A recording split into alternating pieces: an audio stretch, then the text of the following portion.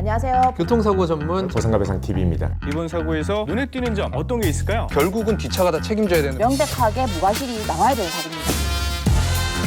보상가배상TV입니다. 사고 중에서도 가장 안타까운 경우죠. 바로 어떤 사고냐면요. 물론 사망사고도 되게 안타깝지만 간병인이 계속 평생 필요한 사고, 이 개호인이 필요한 사고, 이 사고 같은 경우에서는요. 보호자들도 엄청 고생하고 환자분도 많이 고생하는데요. 근데 이 배상 부분이 너무나 복잡하고 어렵기 때문에 이 부분에 대해서 제가 조금이라도 도움을 드리기 위해서 솔직히 이 간병인이 필요한 부분, 이 부분이 교통사고, 산재사고, 그리고 손해배상, 그리고 산재하고 교통사고의 경합 너무나도 복잡하고요. 그리고 손해배상액도 작게는 수억 원부터 많게는 수십억 원까지 너무나 큰 차이가 있기 때문에 제가 조심스럽게 다뤄보도록 하겠습니다. 그리고 들어가기 앞서서요. 이 간병인이 필요한 사고, 평생 개호인이 필요한 사고는요. 보험사와 절대 합의를 하시면 안 됩니다. 그 이유는 제가 4개의 영상에서요. 전부 다 설명을 드릴 테니까 해당 사항이 있으시다면 꼭 주의 깊게 들어보시길 바랍니다. 보통요. 교통사고나 산재사고에서요. 먹거나 씻거나 옷 입고 벗기 그리고 배변 배뇨가 혼자서 자발적인 힘으로 안 되는 경우 간병인이 필요하죠. 이거를 법원에서는 개호인이 필요하다라고 이렇게 표현을 하는데요. 근데 이 교통사고 약관에서 정하는 간병인이 필요한 경우는요. 제가 이전 영상에서 설명을 드렸었고요. 그리고 그 기준이 아니라고 하더라도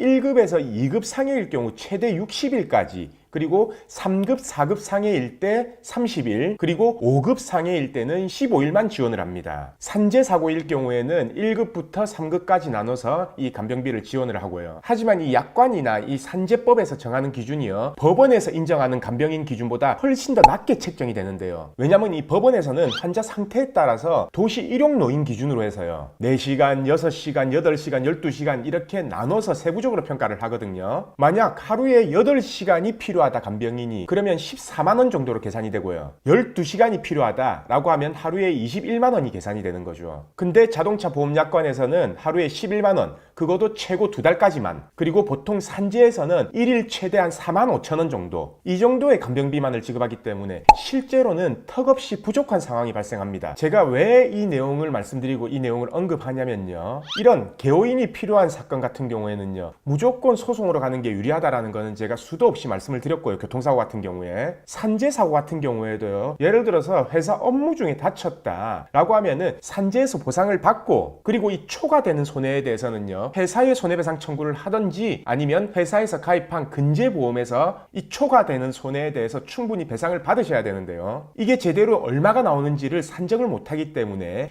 그에 대한 대처를 못하시는 분들이 엄청 많습니다. 그리고 자동차보험 약관이나 산재법에서 정하는 간병인 지급 기준, 그 기준이 법원에서 인정하는 기준보다 훨씬 더 까다롭게 돼 있고요. 그럼 법원에서는 어떤 경우에 간병인이 필요하고 그에 대한 간병비를 인정하는지를 살펴보면요. 우선은 식물인간 환자, 그리고 사지마비, 편마비 환자, 그리고 하지절단 환자가 대표적인데요. 이런 환자분들 같은 경우에는 법원에서는 평생 동안 하루에 1명 또는 1.5명의 간병이 필요하다라고 이렇게 판단을 하고 있습니다. 보통은 편마비 등 몸의 신체 일부의 마비 등으로 인해서요. 혼자서 걷고 씻고 하는 게 불가능한 정도가 되면요. 하루에 간병인 1인이 필요하다고 해서 한 14만 원 정도가 책정이 되고요. 예를 들어서 몸이 조금 더 불편한 경우 하루에 1.5인이 필요하다라고 해서 2020년 기준 임금입니다. 그 임금 기준으로 21만 원까지 인정하는 경우도 있습니다. 그리고 혼자서 걷는 거는 가능한데 모든 생활이 혼자서는 안 되는 분, 그런 분 같은 경우에는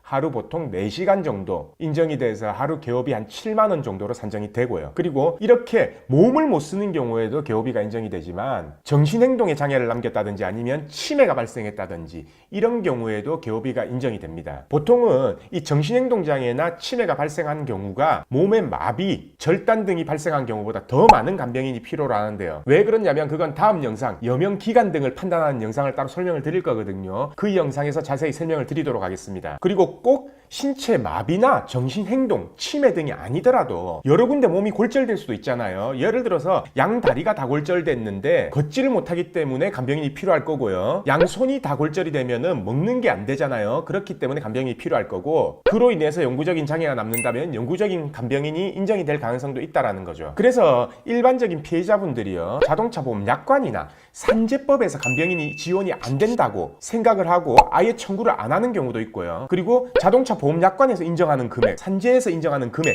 그 금액만 받으면 된다라고 생각해서 그 추가적인 손해에 대해서도 청구 안 하는 분들이 많습니다. 그래서 이 영상 보시는 분들은 아, 그게 아니구나, 내가 생각했던 간병인 기준보다 법원에서 인정하는 간병인 기준이 훨씬 높구나, 그런 부분들을 꼭 생각해 보셔야 한다는 겁니다. 그래서 오늘은 교통사고나 산재사고의 경우에 어떤 경우 법원에서 간병비를 인정하고 얼마나 인정하고 어떻게 인정하는지 그거에 대해서 알아봤고요. 오늘 영상도 끝까지 봐주신 구독자분들 감사드립니다.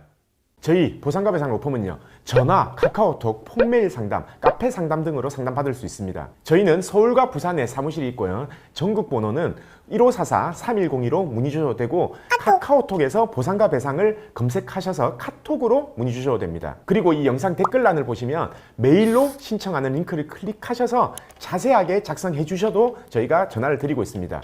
단 이게 후유장애가 남지 않는 2-3주 진단 같은 경우에는요, 유선 상담을 하지 않고 있는 점 양해 부탁드리겠습니다.